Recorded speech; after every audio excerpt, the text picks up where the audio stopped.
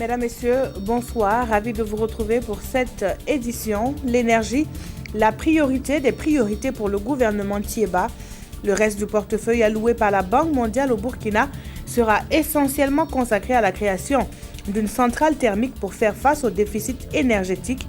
Dès le début de ce journal, le point sur la visite du vice-président de l'institution financière au palais de Kosiam. Avec plus de 80 sites aurifères, la région du Nord constitue un véritable pool économique. C'est aussi un endroit où l'insécurité est grandissante. Pour y faire face, les forces de défense et de sécurité ont rencontré les délégations d'orpailleurs à Waïgouya. Ce mardi, un grand jour pour les enfants, mais aussi pour les adultes. Et pour cause, c'est la date du Mardi Gras, fixée comme chaque année 47 jours avant Pâques. À Ouagadougou, des collégiens ont joué le jeu. Ils ont troqué leur tenue d'école habituelle contre des déguisements issus de leur imagination. Le sens qu'ils donnent à cette journée à voir dans ce journal. Le vice-président de la Banque mondiale pour l'Afrique au palais de Kosiam, les échanges avec Roch-Marc Christian Kaboré ont porté sur la réorientation du portefeuille de la banque. Les priorités du nouveau gouvernement ont été précisées. Il s'agit de l'énergie, de l'agriculture et de l'éducation. D'autres personnalités ont également été reçues en audience par le chef de l'État. Le point avec Salifou Belem et Jean-Emmanuel Ouedraogo. Plus qu'une audience, c'est une séance de travail entre le vice-président de la Banque mondiale pour l'Afrique et le président du Faso en présence du chef du gouvernement et de son ministre de l'économie.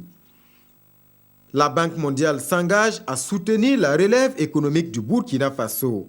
Une intervention revue et réorientée pour épouser les priorités définies par le nouveau gouvernement, à commencer par le secteur de l'énergie. Nous avons parlé de la possibilité de soutenir le Burkina à la construction d'une centrale qui permettra de faire face au déficit de production énergétique. Nous allons définir la taille exacte de cette centrale, la taille exacte du montant, mais nous pensons que ce sera dans des dizaines de mégawatts que nous allons pouvoir aider le gouvernement de Burkina à financer.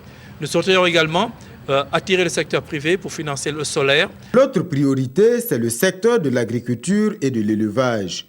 Il est question d'augmenter les surfaces irriguées pour la production agricole. Dans le secteur de l'éducation, l'accent sera mis sur les infrastructures au niveau du supérieur et sur la promotion de filières liées à la science, à la technologie, à l'ingénierie et les mathématiques. L'autre priorité étant le désenclavement du pays. La coopération bilatérale était également au centre des échanges entre l'ambassadeur du Royaume de Belgique et Roch-Marc Christian Kaboré, avec en bonne place les questions de formation. C'est une entrevue aux allures d'au revoir. À 65 ans, le diplomate belge s'apprête à quitter le Burkina Faso pour faire valoir son droit à la retraite dans son pays. Nous avons été vraiment traités avec une gentillesse, mais également avec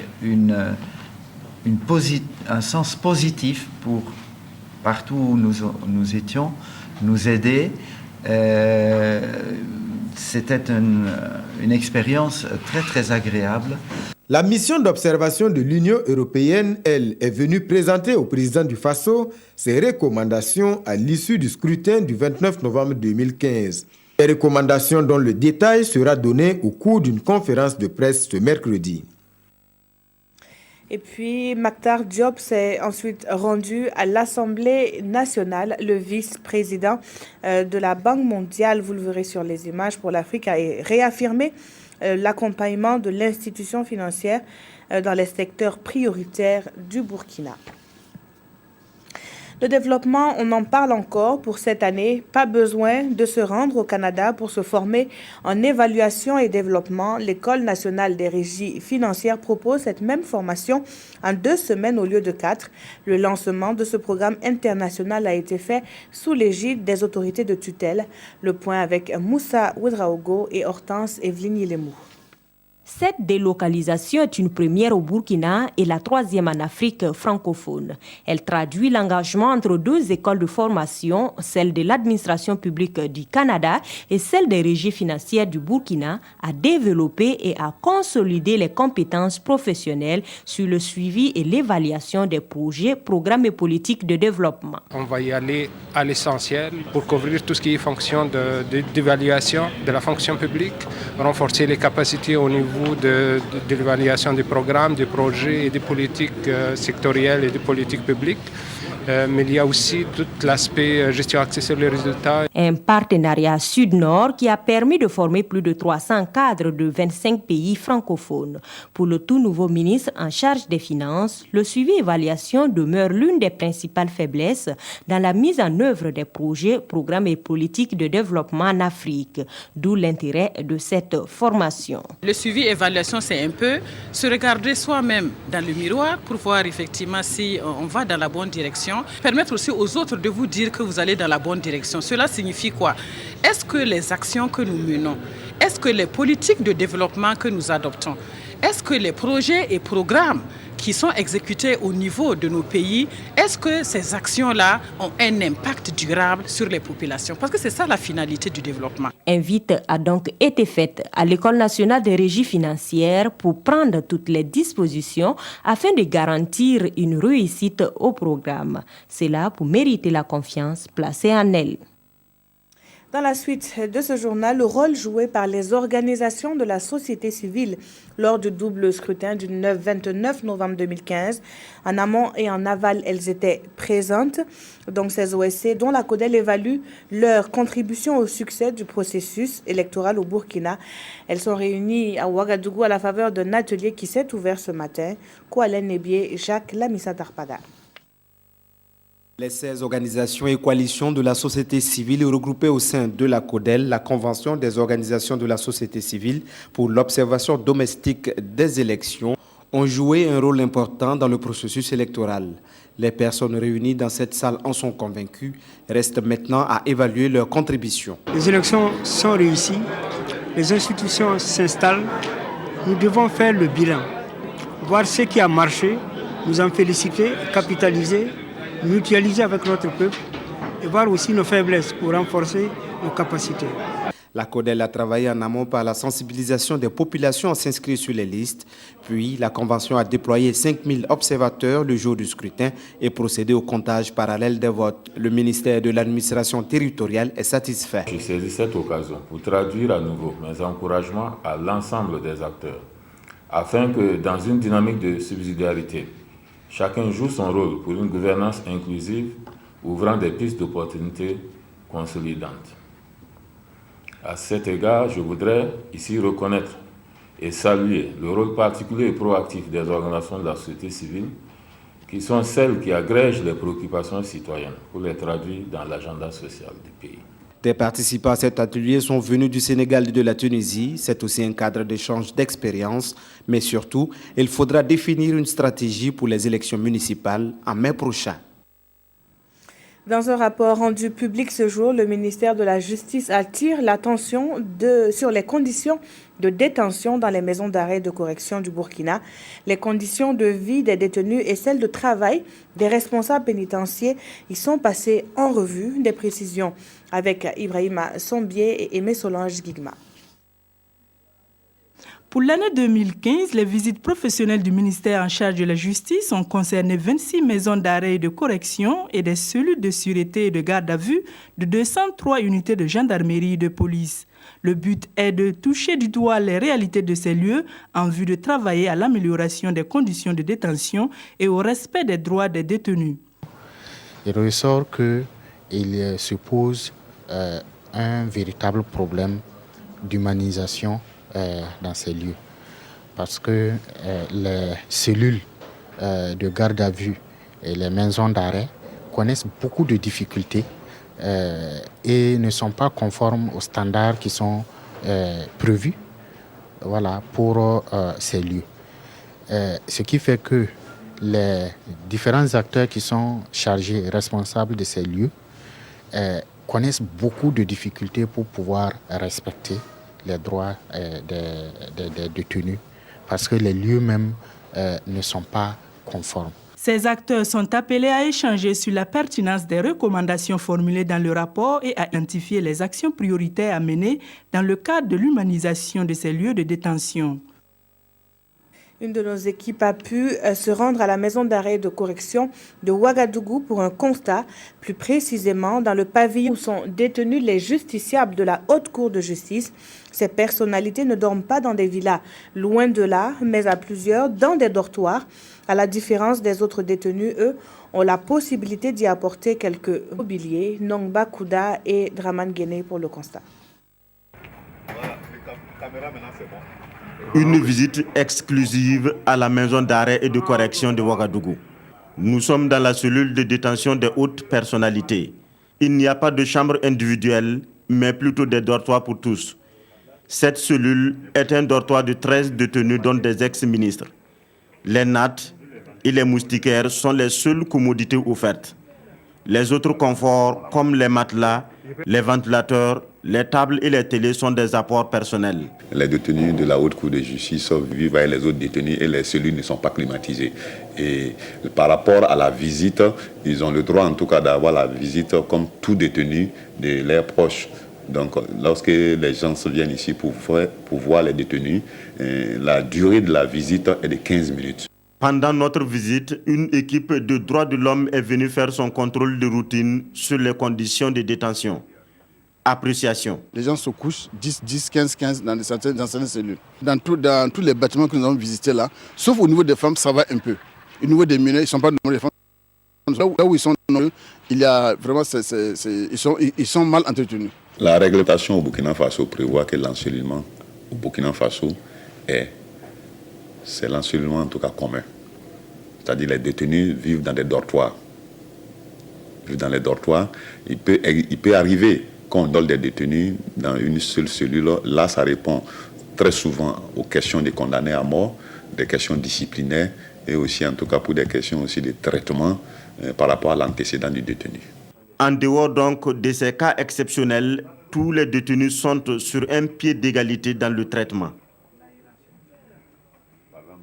La ville de Djibo, celle qui abrite la clinique du docteur Elliott depuis plusieurs décennies, se réjouit de la libération de Jocelyne Elliott.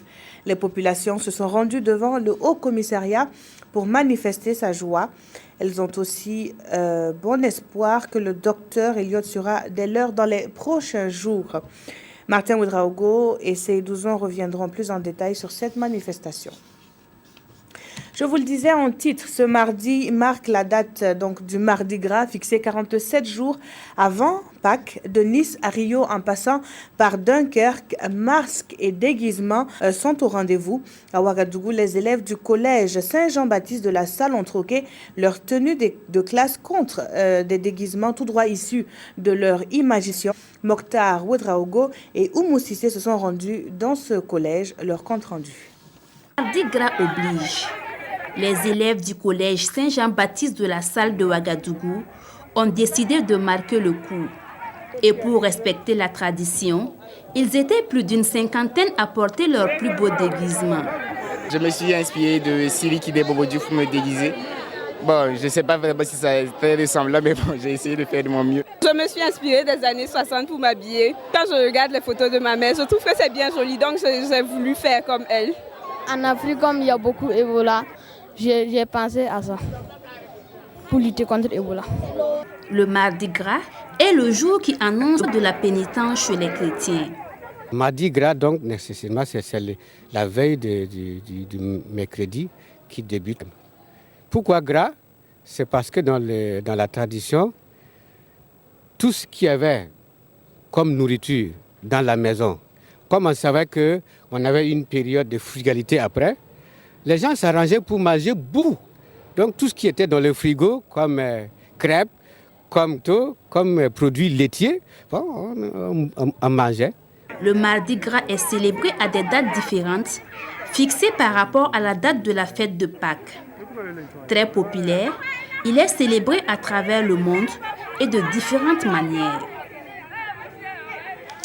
La délégation spéciale de la Chambre de commerce et d'industrie du Burkina a rencontré la presse pour faire le point des réformes enregistrées mises donc en place suite à l'insurrection populaire. Cette délégation spéciale avait entre autres pour tâche la relecture des textes et l'organisation des élections consulaires.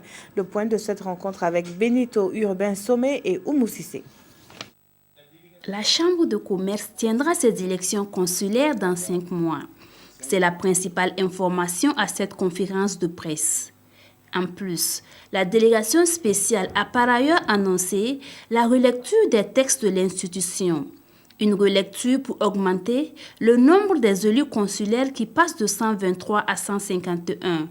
Également, l'alternance au niveau des instances dirigeantes. Il est proposé dans les textes que celui qui veut être président de la Chambre de commerce, il présentera son programme de mandature. Donc, avant les élections, on saura qui est candidat. Et autre élément important, c'est l'alternance. Nous avons dit que personne ne peut être encore président du bureau pendant plus de 2 mandats consécutifs. La délégation a également fait un bilan à mi-parcours de son action à la tête de l'institution. En rappel, la délégation spéciale a été mise en place après la dissolution de l'Assemblée consulaire de la Chambre de commerce et de l'industrie du Burkina Faso le 24 décembre 2014. Avec plus de 80 sites aurifères répertoriés, la région du Nord constitue un véritable pôle économique. C'est aussi un endroit où l'insécurité est grandissante. Et pour y faire face, les forces de défense et de sécurité ont rencontré les délégations d'orpailleurs à Waïgouya. La vigilance leur a été préconisée sur leur lieu de travail où se côtoient des milliers de personnes. Alidou Alain Savadogo et Irénée Kaboré. La région du Nord est l'une des zones du Burkina les plus exposées à l'insécurité. C'est donc pour renforcer la sécurité dans cette partie du pays que les autorités administratives, les forces de défense et de sécurité ont rencontré les responsables des orpailleurs de la localité. Au cœur des communications, inviter cette partie de la population à collaborer avec les agents de sécurité. Il s'agit de les impliquer chaque habitant de la région du Nord, afin qu'il soit en lui-même un agent de la sécurité. Les orpailleurs que nous avons dans les villages, dans les différents sites d'orpaillage, sont des agents de sécurité qui vont contribuer efficacement à éradiquer, sinon à minimiser l'insécurité dans notre région. Pour l'occasion, les orpailleurs se sont motivés pour accompagner les autorités et faire du Burkina un pays de paix et de sécurité.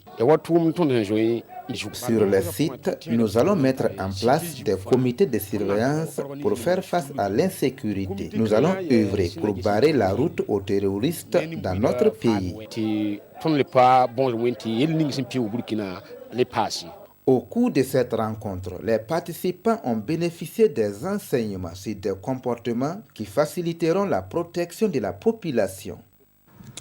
La préservation de l'environnement, ces orpailleurs devraient s'en préoccuper au regard des effets des changements climatiques, des effets néfastes donc sur l'agriculture et l'élevage. C'est dans ce sens qu'un projet a vu le jour, piloté par le ministère en charge de l'environnement. Nous en savons davantage avec Yacouba Gamene et Abdoul Rasmane Zango. Minimiser la vulnérabilité liée aux conséquences des changements climatiques en développant des stratégies d'adaptation et de résilience, c'est l'objectif de cette rencontre.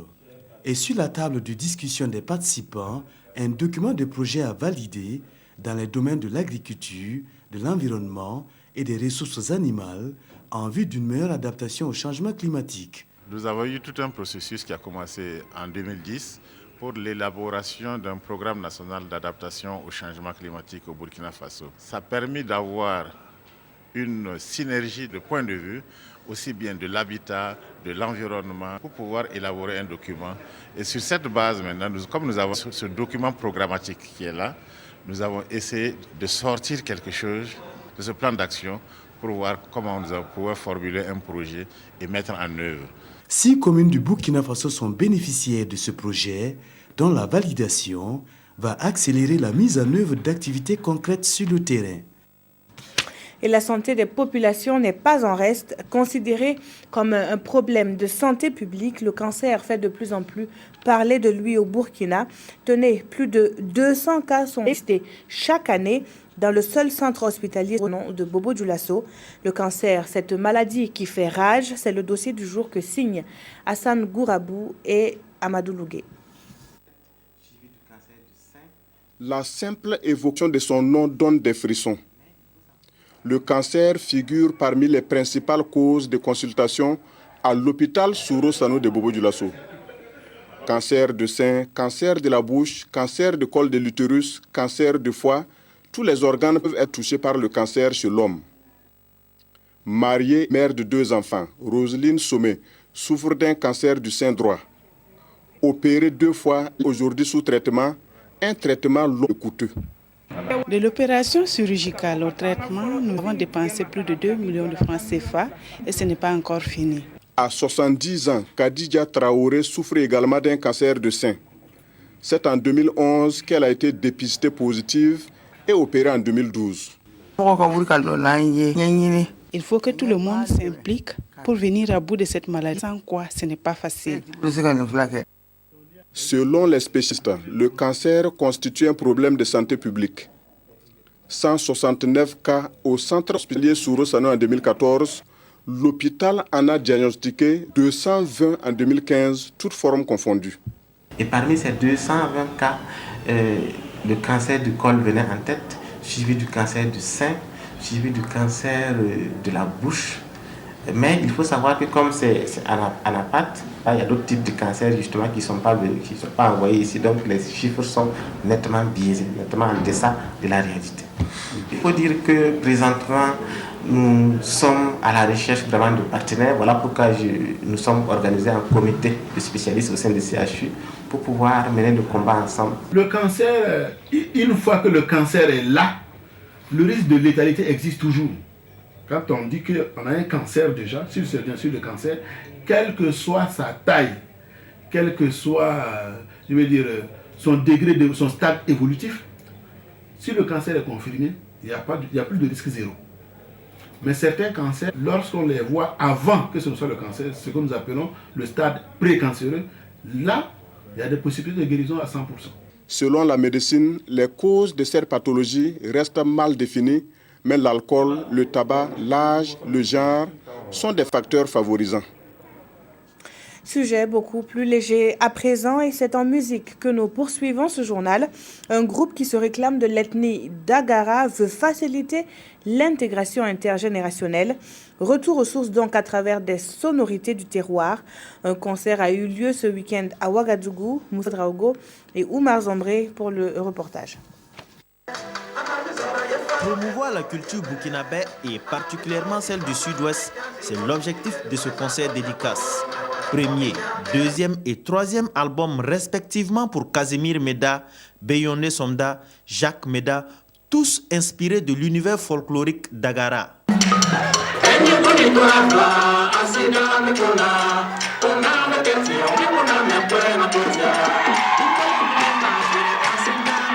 Ces artistes abordent les thèmes tels que la paix, la culture, le développement et veulent faire du Burkina Faso un havre de paix. Au Burkina Faso, on est riche à notre façon, quoi. Notre richesse, je pense, c'est notre culture.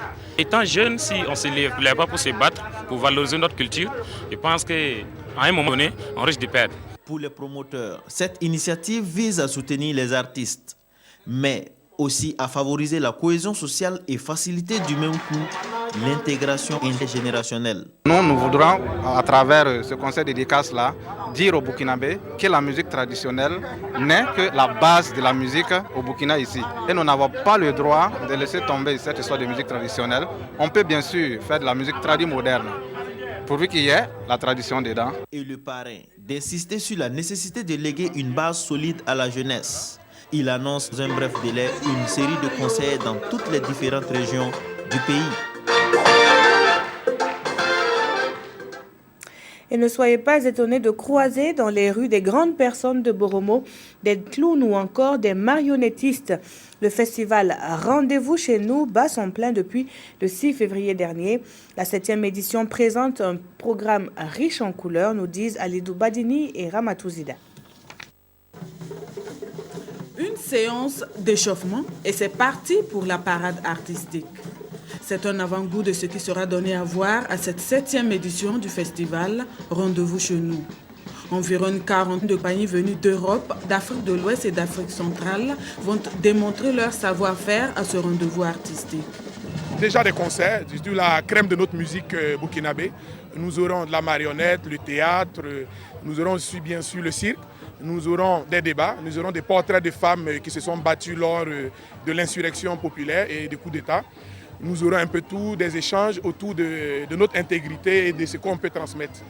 Partie de l'école de danse Irène Tassombedo, la parade des festivaliers a fait une halte au siège du collectif Art, Clown, Marionnettes et Musique dans nos rues, à ses murs, puis au cartel pour ensuite se terminer à la place de la femme de Gunguin.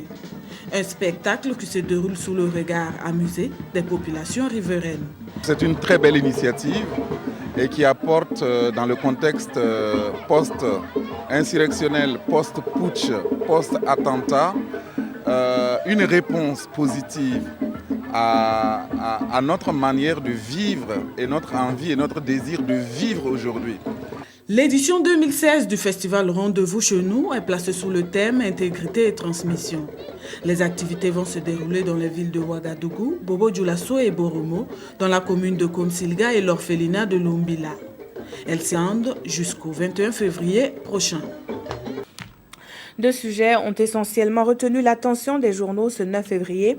Le retour de Jocelyne Elliott au Burkina et puis la réaction des magistrats par rapport aux mandats d'arrêt internationaux dans le dossier du putsch manqué de septembre 2015. La revue de la presse est signée de Touaboum Evelyne Dabiré. Il n'y a pas de pression sur les juges. Personne n'a demandé aux juges d'instruction de lever un mandat. Ces mots sont du parquet du tribunal militaire de Ouagadougou lors du point de presse animé ce 8 février, rapporte aujourd'hui au Faso. L'objectif de ce point de presse était surtout d'aborder la question des mandats d'arrêt internationaux, dont celui émis contre Guillaume Soro, précise l'observateur Palga. Notre temps dans une analyse fait de cette question un premier test de l'indépendance de la justice. Puis le soir publie une déclaration du comité intersyndical des magistrats sur le mandat d'arrêt et sur la Kolweogo. Sur ce deuxième point, rapporte le soir, ce comité intersyndical dit suivre avec une inquiétude grandissante la naissance, l'extension et l'expansion des structures privées informelles de gestion des questions sécuritaires, judiciaires et pénitentiaires dénommées Kolweogo. Ce comité, poursuit le soir, condamne les actes de ces structures, puis exige en conséquence leur démantèlement sans délai. L'Express du Faso conclut à ce propos, « S'il vous plaît, ne ramenez pas des CDR ici, au Faso ». Et à lire dans le pays les noms des personnalités visées par les mandats d'arrêt internationaux. Autre point de l'actualité, Sidoya rappelle que Jocelyne Elliott, enlevée avec son époux Arthur Kenneth Elliott le 15 janvier passé à Djibo, a été libérée ce 7 février.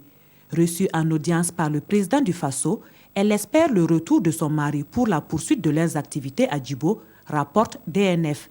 Une libération qui découle de la collaboration sous-régionale, informe le journal Le Quotidien qui conclut « Le travail continue parce que Kenneth Elliott n'a pas encore été libéré ». Merci d'avoir suivi ce journal qui s'achève. Très belle soirée en compagnie des programmes de la télévision du Burkina.